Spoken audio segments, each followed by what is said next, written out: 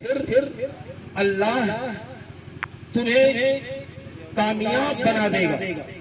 لیکن آج ہم کلمہ تو ہم نے پڑھ لیا, مسلمان تو کہلائے, مسلمان ہو گئے, لیکن اتقوا اللہ, اللہ سے جو خوف کرنے کی بات ہے. کلمہ تو ہم نے پڑھا لیکن اتقوا اللہ کی منزل سے ہم نہیں گزر پا رہے ہیں.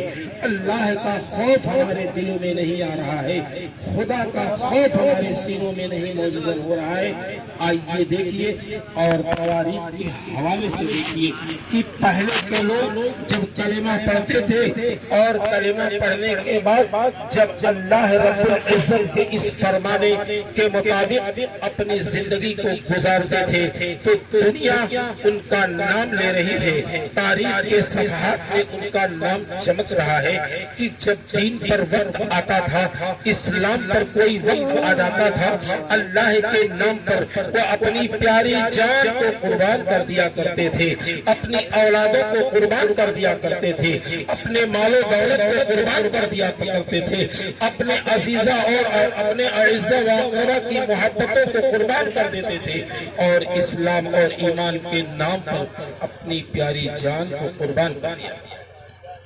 آئیے دیکھیے اسلام اور مذہب اسلام کی پورے ادیان و مذاہب میں اگر دیکھا جائے بہت سارے دین پائے جاتے ہیں, بہت سارے مذاہب پائے جاتے ہیں, بہت سارے ادیان پائے جاتے ہیں.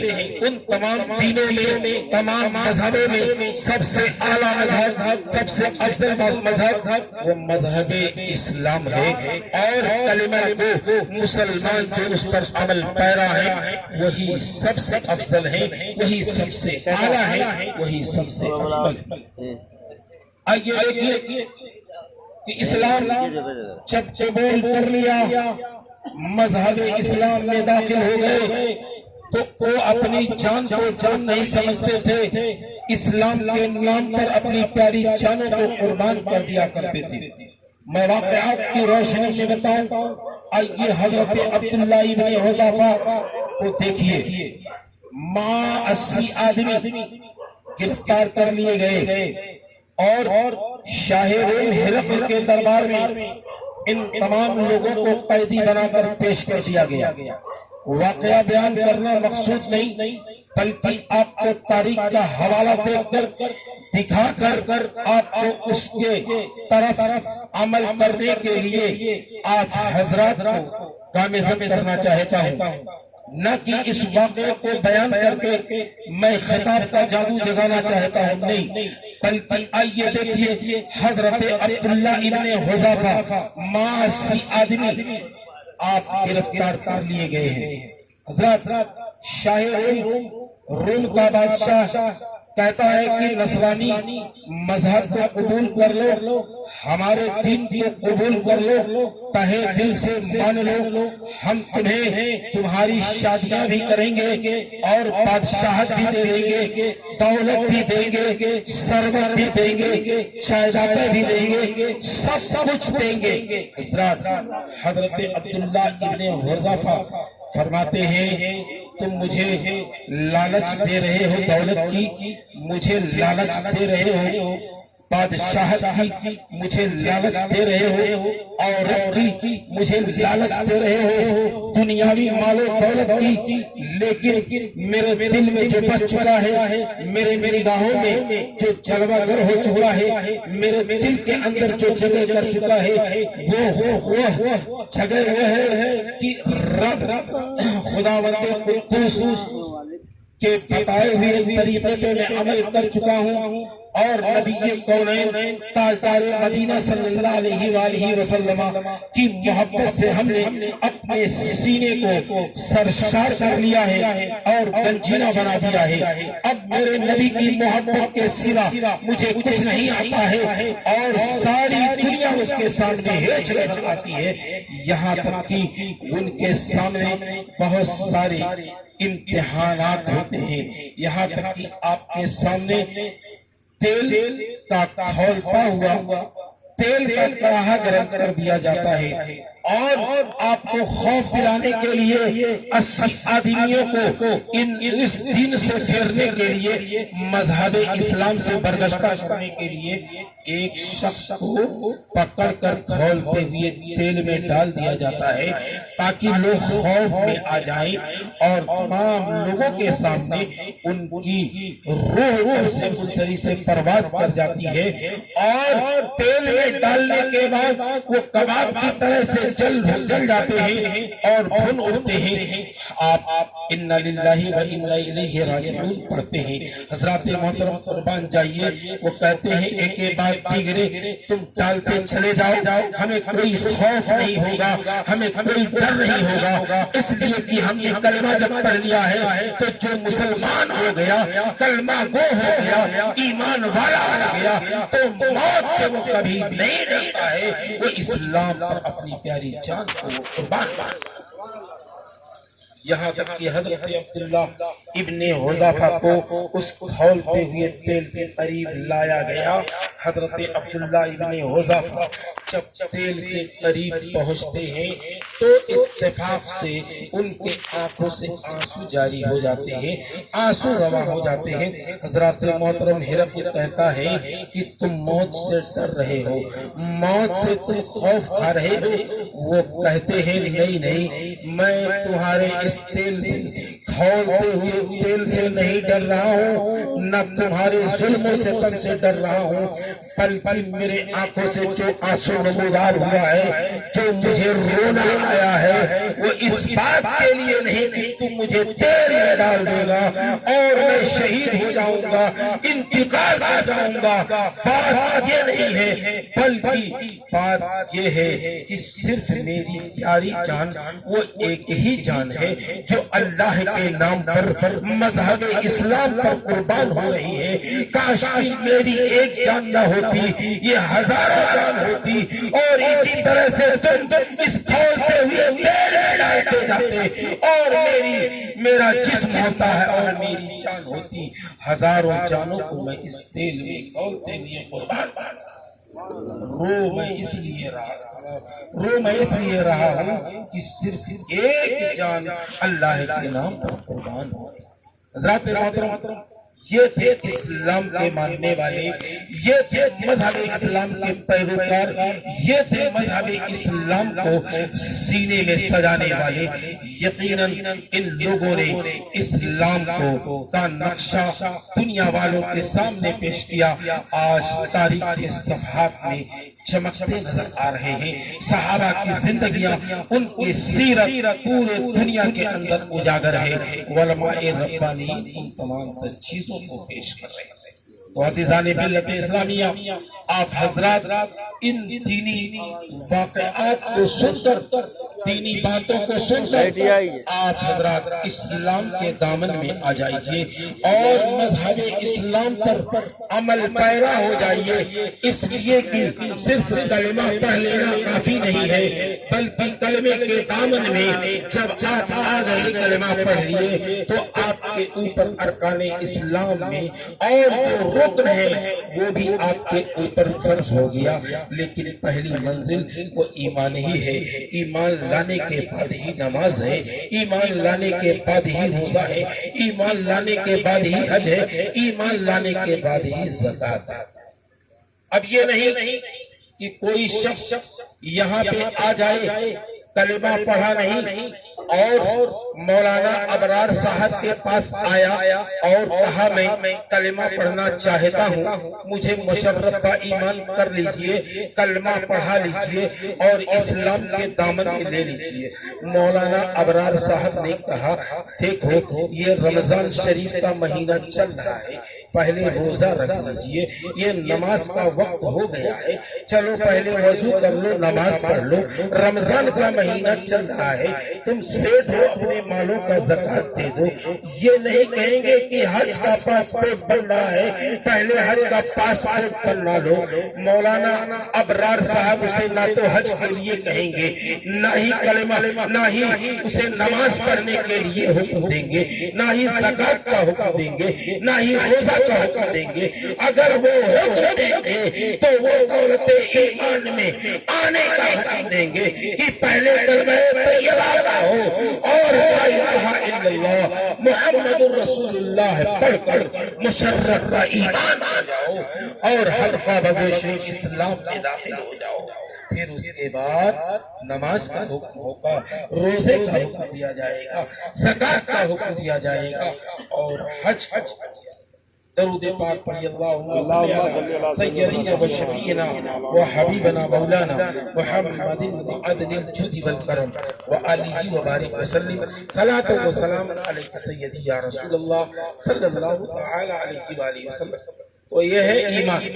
اور اتقوا اللہ کی بات یہ ہے کہ اللہ سے ڈرنا. انسان کب اللہ سے خائف ہو جائے گا، کب اس کے زندگی بدل جائے گی، کب وہ دل زندگی کے ایسے موڑ پر پہنچے گا کہ خدا کی وحدانیت پر تو وہ عمل کر رہا ہے لیکن اس کی زندگی بے عملی میں گزر رہی ہے. لیکن کب وہ آئے گا وہ منزل مقصود تک حضرات محترم، وہ وقت آئے گا جب وہ پریشانیوں کے ماحول میں ہوگا، جب دنیا میں کوئی اس کا پہچاننے والا نہیں ہوگا، جب دنیا کے اندر کوئی شناسا نہ ہوگا.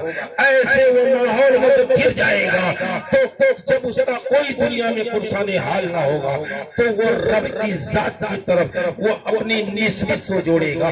اور جب رب سے وہ نسبت کو جوڑے گا تو پروردگار عالم کا کرم خاص ہوگا. تو یقیناً وہ بندہ جو گلگشتگان راہ تھا وہ منزل راہ سے لگ جائے گا اور وہ راستہ پائے گا.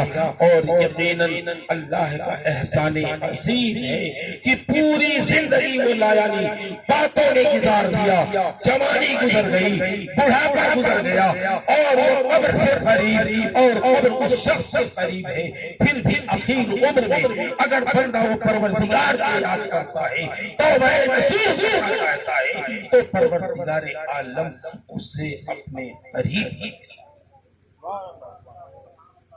آئیے دیکھیے میں واقعہ ایک بیان کروں، اس کے بعد آگے بات پڑھے یا تو رخصت.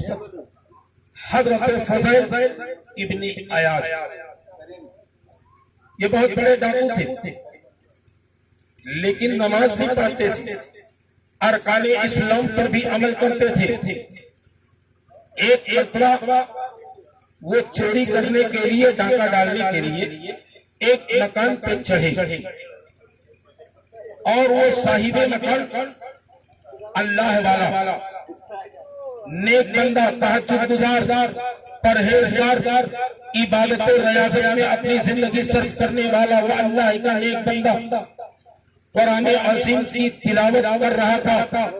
حضرت فضیل اس کے مکان کے اوپر پہنچتے ہیں اور بلند آواز سے یہ اللہ کا بندہ تلاوت کر رہا تھا. الم یعنی للذین آمنوا ان تخشع قلوبہم لذکر اللہ. کیا وہ دن نہیں آئے گا کہ اللہ کے خوف سے لوگوں کے دل نرم پڑ جائیں، اللہ کے خوف سے لوگوں کا دل نرم ہو جائے.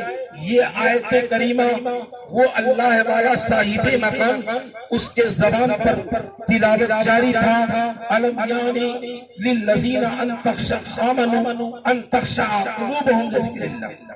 یہ آیت کریمہ جب حضرت فضیل کے کانوں سے ٹکراتی ہے اور جب اس کے کان میں ان کے پڑتی ہے، فوراً ڈاکہ ڈالنے کے لیے گئے تھے، لرزہ بر اندام ہو جاتے ہیں، کب کبھی تاری ہو جاتی ہے اور جنبش کرنے لگتے ہیں، روکا کھڑا ہو جاتا ہے کہ آیت کریمہ ان کے دل کو سرایت کر چکی تھی. ایمان تو پہلے سے لا چکے تھے لیکن تم گشتگان راہ تھے. اور یہ آیت کریمہ ان کے لیے رشد و ہدایت کا سامان بن گیا. فوراً وہ توبہ نصوح کر لیے کہ اب آج سے میں ڈاکہ نہیں ڈالوں گا, چوری نہیں کروں گا, ڈاکہ نہیں ڈالوں گا, آج سے میں خوف الہی میں سرشار ہو جاؤں گا, اللہ کا خوف اپنے سینے سے میں لگا لوں گا. توبہ نصوح کے لیے تشریف لے گئے, توبہ کر لیا, اپنے آپ کو ایک تاریک کمرے کے اندر کر لیا کہ میں تاریک کمرے کے اندر محصور ہو جاتا ہوں اور رب کی بارگاہ میں گزارش کروں گا, روؤں گا, گڑگڑاؤں گا, شاید پروردگار عالم میرے ماضی کے کیے ہوئے یہ گناہوں کو معاف فرما دے اور میری توبہ کو قبول فرما. رات ایک گھر میں پہنچے, رو رہے ہیں, گڑگڑا رہے ہیں. ایک قافلہ کا گزر ہو رہا ہے. قافلہ والوں نے کہا شام ہو گئی ہے, یہاں اپنا پڑاؤ ڈال دو اور آگے یہ فضائل ڈاکو کا علاقہ پڑتا ہے, اگر آگے سفر کرو گے تو فضائل اور اس کے ماننے والے تمام ڈاکو ہمارے قافلے پر الغار کر دیں گے, لوٹ لیں گے, ہمارے مال و اسباب کو لوٹ لیں گے اور ہمیں تباہ و برباد کر دیں گے, اس لیے اپنا قافلہ روک لو. یہ آواز فضائل کان میں پہنچتی ہے. ابھی آیت کریمہ پہنچی تھی اور آیت کریمہ کو سن کر کے وہ خائف ہو گئے تھے اور توبہ کرنے پر مجبور ہو رہے تھے, اور ادھر خلق خدا پریشان ان کے نام کو سن کر خوف ہو رہی ہے اور دریا گزاری کرنے لگے, رو رہے ہیں کہ اے پروردگار عالم تیرے بندے میرا نام سن کر اتنا ڈرتے ہیں, کاش تجھ سے تیری مخلوق نہ ڈرنے لگے تو وہ تیرا مخصوص ہو جائے, اللہ والا ہو جائے. جتنا بندہ مجھ سے خوف آ رہا ہے کاش اللہ سے وہ ڈرنے لگے, خوف آنے لگے تو وہ اللہ والا ہو جائے. حضرات قربان جائیے, اللہ تبارک و تعالی نے حضرت فضیل کی توبہ کو قبول فرما لیا اور حضرت فضیل جتنا بھی مال و اسباب لوٹے ہوئے تھے وہ تمام لوگوں کو واپس کر دیتے ہیں. بقیہ زندگی خانہ کعبہ تشریف لے جاتے ہیں اور خانہ کعبہ کی چاروں کشی میں گزار دیتے ہیں. حضرات محترم, اللہ کا کرم خاص ہوا اور آپ کی توبہ اللہ نے قبول کر لیا اور آپ کو یہ موقع ملا کہ چاروں کشی کرتے ہوئے آپ وہیں پہ آپ کا وصال ہے. حضرات اگر انسان چاہے اپنے پروردگار کی بارگاہ میں وہ توبہ کرے, توبہ نصوح کر لے تو اللہ رب العزت اس کی توبہ کو قبول فرمائے گا اور اس کے گزرے ہوئے زندگی کے جو گناہ ہیں, مصائب ہیں اور ان تمام تر گناہوں کو بھی اللہ تبارک و تعالی معاف فرمائے. درود پاک پڑھیے. اللہم صلی علی سیدنا و شفیعنا و حبیبنا مولانا محمد معادن الجود والکرم و آلہ مبارک وسلم. صلاۃ و سلام علیک سیدی یا رسول اللہ صلی اللہ علیہ وسلم. یہ ایصال ثواب کی محفل ہے اور حضرت مولانا ابرار احمد صاحب نے سے آپ نے کچھ سماعت کر لیا. دیکھیے ایصال ثواب کرنا ایک کوئی غلط نہیں ہے, یہ طریقہ اچھا ہے اور ہر مومن ایمان والے کو اپنے مرحومین کے نام سے ایصال ثواب کرنا چاہیے. یہ ذریعہ نجات ہے اور صاحب ایمان والے کے لیے اپنے مرحومین کے لیے ایصال ثواب کرنا بھی ضروری ہے. اور جو بھی ایصال ثواب آپ کریں گے اگر انما الاعمال بالنیات کے تحت ہوگا تو وہ ضرور پروردگار عالم سے قبول فرمائے گا اور آپ کے مرحومین کی مغفرت, چاہے آپ کھانا کھلائیں, چاہے وہ کپڑا وغیرہ دیں, یا طلباء کرام کو بلا کر قرآن خوانی کرانے، یہ تمام طریقے اسلامی ہیں۔ ان طریقوں پر عمل کرتے ہوئے اپنے مرحومین کے لیے ایصال ثواب کریں انشاءاللہ الرحمن۔ یہی طریقہ جو ہے، ان طریقوں پر جب اسلامی شعار پر عمل کرتے ہوئے نظر آئیں گے، اللہ رب العزت آپ کے ان تمام تر چیزوں کو قبول فرمائے گا، آپ کے مرحومین کی مغفرت فرمائے گا۔ دیکھیے میں واقعہ بیان کر کے آخری رخصت ہوگا، پھر صلاۃ و سلام ہوگا۔ آئیے دیکھیے حضرت عیسیٰ نبینا علیہ الصلوۃ والتسلیم کا گزر ہو رہا ہے ایک قبر سے۔ کیا دیکھتے ہیں کہ صاحب قبر پر عذاب ہو رہا ہے، صاحب قبر پر عذاب ہو رہا ہے۔ حضرت عیسیٰ علیہ السلام کچھ دن کے بعد واپس تشریف لا رہے ہیں، کیا دیکھتے ہیں جس قبر پہ عذاب ہو رہا تھا اب اسی قبر پر رحمت و نور کی بارش ہو رہی ہے۔ یہ معمہ ہے، سمجھ میں نہیں آ رہا ہے، لوگ پریشان ہیں کہ بات کیا ہے۔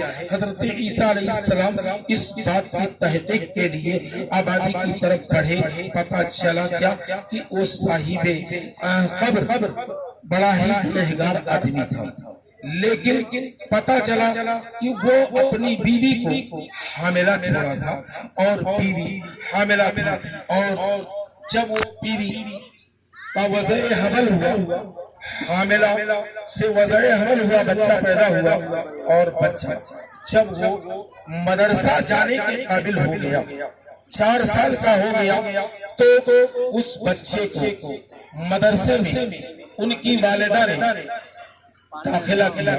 حضرت ہمارے اس بچے کو دینی اصول سکھائیے، دینی تعلیم دیجیے۔ حضرات وہ عالم ربانی مولانا صاحب اس بچے کو اپنے قریب بلاتے ہیں، بلانے کے بعد اعوذ باللہ اور بسم اللہ الرحمن الرحیم رسم بسم اللہ خوانی فرماتے ہیں۔ یہی رسم بسم اللہ خوانی عالم ربانی کے زبان فیض ترجمان سے نکلا، اور اس توتلی زبان سے بچے نے اس بسم اللہ الرحمن الرحیم کے کلمات کو اپنے زبان سے ادا کیا۔ پروردگار عالم کی رحیمی و کریمی کو گوارا نہ ہوا کہ جس کا بیٹا دنیا میں میرے رحمان اور رحیم کی صفت کو یاد کر رہا ہو، اور میرے رحمان اور رحیم کی صفات کو یاد کر رہا ہو، اس کے بعد قبر عذاب جائے، یہ مجھے گوارا نہیں۔ صرف رسم بسم اللہ خوانی کی بنیاد پر، یہ اس رسم خوانی کی بنیاد پر اللہ تبارک و تعالی نے بچے کے وسیلے سے اللہ تبارک و تعالی نے باپ کی قبر سے عذاب کو اٹھا لیا، رحمت و نور کی بارش۔ تو عزیزان ملت اسلامیہ، رحمت حق وسیلہ بہانہ بھی جو ہے اللہ کی رحمت ایک بہانہ تلاش کرتی ہے۔ بہرحال آپ حضرات جو بھی پروگرام کر رہے ہیں اور اپنے والدین